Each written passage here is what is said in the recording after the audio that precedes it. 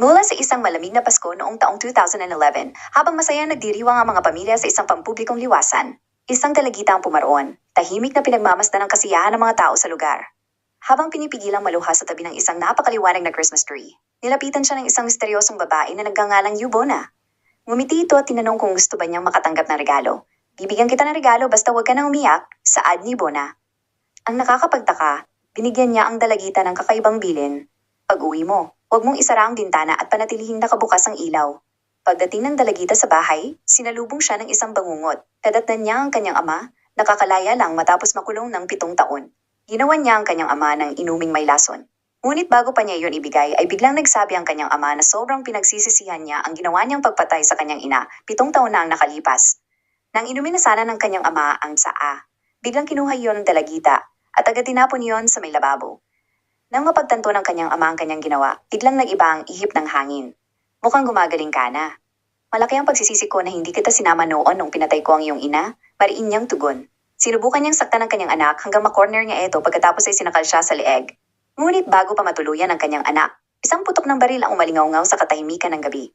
Isang bala ang tumama sa likod ng kanyang ama, ngunit sapat iyon upang magwakas ang kanyang buhay. Sa pagkabigla ay agad hinanap ng dalagita kung saan galing ang bala. Sa isang iglap, nakita niya ang anyo ng babae sa may rooftop hawak ang kanyang baril. Nang habulin ng dalagita ang misteryosong bumaril, wala na siyang nadatnan kundi ang nakasulat sa malamig na niebe, Merry Christmas. Naalala niya ang sinabi ni Yubo na ilang oras lang ang dumaan. Doon niya napagtantong ang kakaibang regalo na ipinangako nito ay ang kanyang kalayaan. Hindi niya napigilan ang mapahagulhol sa gitna ng malamig na gabi. Lumipas ang 15 taon. Si Yubo na ay tila isa ng ordinaryong may bahay.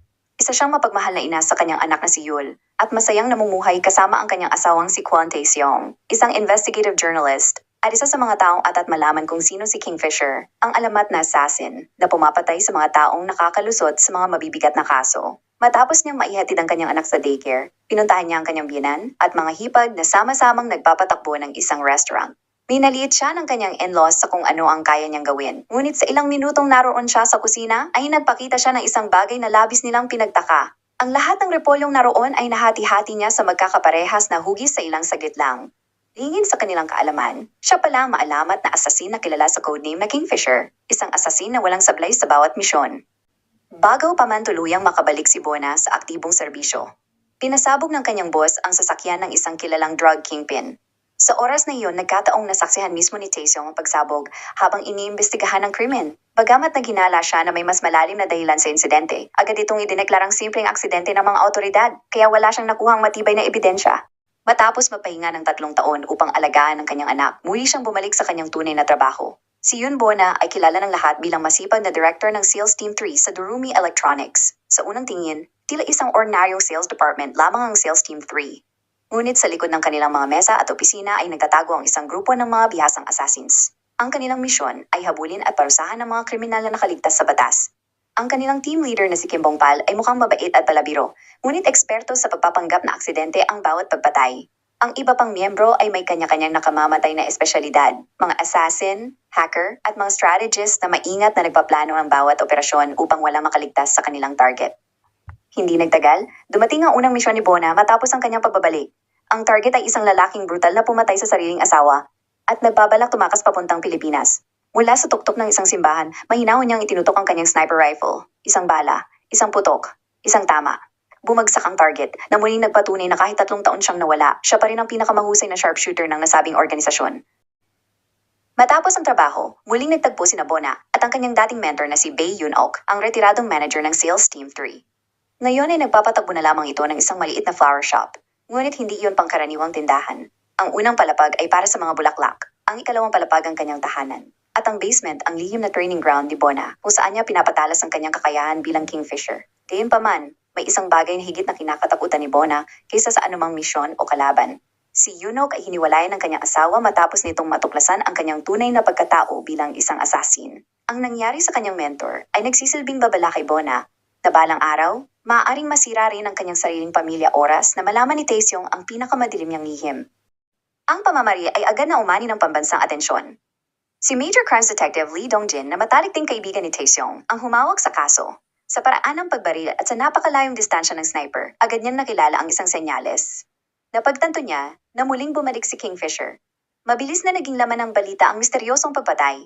Dahil matagal nang sinusundan ni Taeseong ang bawat bakas ni Kingfisher, bago ito biglang nawala 3 taon na ang nakalipas.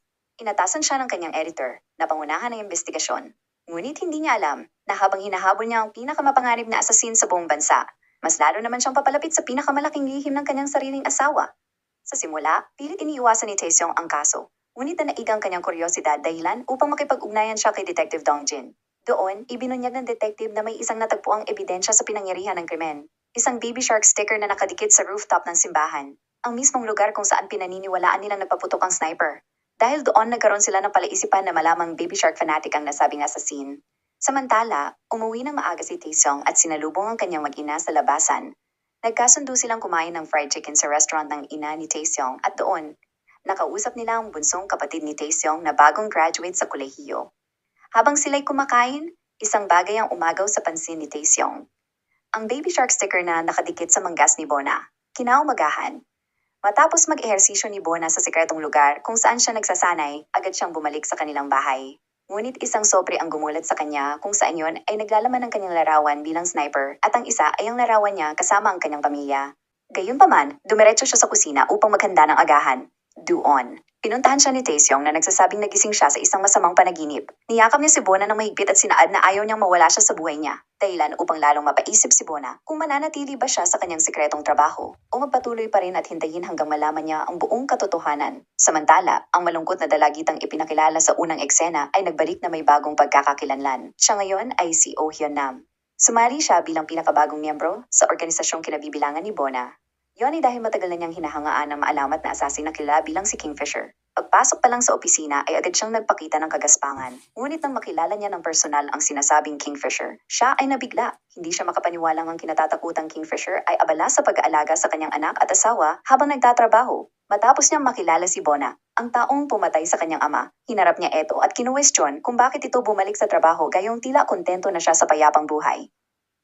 Duan, sinabi ni Bona, na lumaki siyang ulila at halos buong buhay ay ginugon niya bilang isang assassin. At kung bakit siya kumuha ng 3 years leave ay dahil ngayon lamang niya naranasan tunay na kaligayahan matapos makilala si Taeseong at mabuo ang sarili niyang pamilya. Para sa kanya, wala nang hihigit pa sa simpleng buhay na kasama ang mga taong mahal niya. Ngunit biglang nagtanong si Hyun-nam, paano kung biglang mawala sa'yo ang taong para sa'yo'y pinakamahalaga? Walang pag-aalinlangan ng sagot ni Bona. Hinding-hindi niya hahayaang mangyari yon. Kinabukasan, nagtaka ang ibang employee sa opisina kung bakit pangalawang araw pa lang ni Hyun-nam pero nag-absent na siya. Habang pauwi na si Bona, nakatanggap siya ng mensahe mula sa hindi kilalang numero. Laman nito ang isang litrato ni Taeseong na walang malay habang nakaupo sa loob ng isang restaurant. Doon nalaman niya ang katotohanan. Nilinlang ni Hyun-nam si Taeseong sa pagsasabing may impormasyon siya tungkol kay Kingfisher. Alam niyang hindi ito palalampasin ni Taeseong at agad itong nakipagkita sa kanya. Samantala, hindi maiwasang mag-curious ang hacker ng grupo tungkol sa tunay na pagkatao ni Hyun-nam. Sa pamamagitan ng kanyang eksperto sa pag-hack, agad itong natantan kung ano ang tunay na pagkatao ni Hyun-nam. Hindi nagtagal, agad hinanap ni Bona si Hyun-nam upang harapin. Tinutukan niya ito ng baril at agad tinanong kung saan ang kinaroroonan ng kanyang asawa. Ngunit sa halip na sumagot, malamig na ngumiti si Hyun-nam at ibinunyag ang nakakagimbal na katotohanan. Nilason niya si Taeseong. Lalong natulala si Bona nang mapagtanto niyang si Hyun-nam pala ang batang babae na naulila matapos niyang patayin ang osado nitong ama na 15 taon na ang nakalipas. Katulad ng iniisip ng iba niyang kasamahan, naniwala siyang paghihiganti ang tunay na motibo ng dalaga. Pagkatapos ay inilabas ni Hyun-nam ang bote ng lason na sinasabi niyang ipinainom niya kay Taeseong. Ngunit ang sumunod na ginawa ni Bona ang tuluyang nagpayanig kay Hyun-nam. Walang anumang pag-aalinlangan, inagaw ni Bona ang bote at inubos niya ang natitirang lason. Nanlaki ang mga mata ni Hyun-nam sa kanyang nasaksihan. Mga ka-recaps, dito nagwakas ang ikalawang episode ng panood na ito. Sadyang nakakakaba at nakakapanabik ang unang 2 episode dahil ipinapakita nito ang mahirap na pagpili sa pagitan ng pamilya, tungkulin, at sariling paniniwala sa katarungan. Isa itong paalala na ang bawat desisyon ay may kapalit, kaya mahalagang pairalin ang katotohanan, pananagutan at malasakit sa kapwa.